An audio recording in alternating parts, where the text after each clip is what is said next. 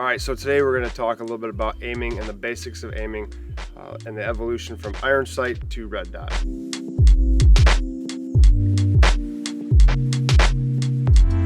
So, like many of you, a long time ago, first learned how to shoot pistols and rifles using iron sights.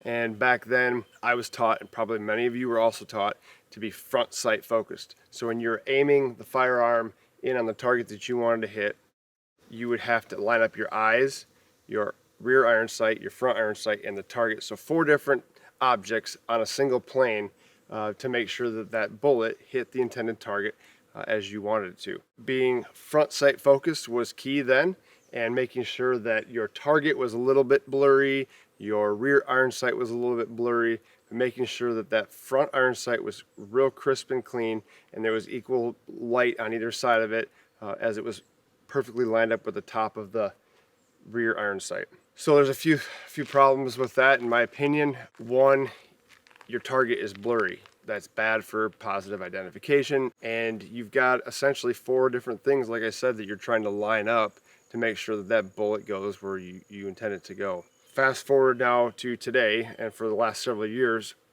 red dots have become very prevalent on pistols. What has happened is we've taken the 4 different objects, the eyes, the rear iron sight, the front iron sight, and the target, and we've cut it down to 3. So now you have to line up your eyes, your red dot, and the target. And doing that, we become target focused. And this is I think where the confusion comes in a little bit. I think a lot of folks still think that they are aiming with the red dot like crosshairs on a rifle scope, which we'll talk about in a minute. But with the red dot, you turn your target into your front sight essentially, so you're target focused. Then your red dot becomes your rear iron sight, if you will, and you have your eyes still. So now you just have to line up your eyes, your red dot, and your target, and be target focused. And the second the red dot gets in the way of the target or the intended spot you want to hit, you can pull the trigger, and as long as you have good fundamentals everywhere else, you should hit the intended target. So this directly translates into the rifle. And I'll be the first to admit that many years ago, when I started shooting this is a MRO HD, but I had an EOTech on one of my first rifles a long time ago, and I was aiming with the red dot with my EOTech. I was aiming in like it was a crosshairs on a variable powered optic.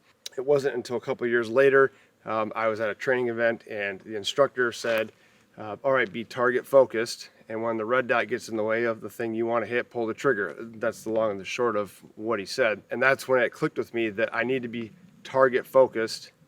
The red dot becomes my rear iron sight, if you will, and as soon as those line up with your eyes, you can pull the trigger, and as long as everything is zeroed and your fundamentals are good, you should be hitting your intended target. Hopefully that clears up a little bit of the confusion between being front sight focused and being target focused. We're not necessarily aiming traditionally with a red dot like you would with the crosshairs on a rifle scope. You're aiming being target focused. The red dot gets in the way and you pull the trigger.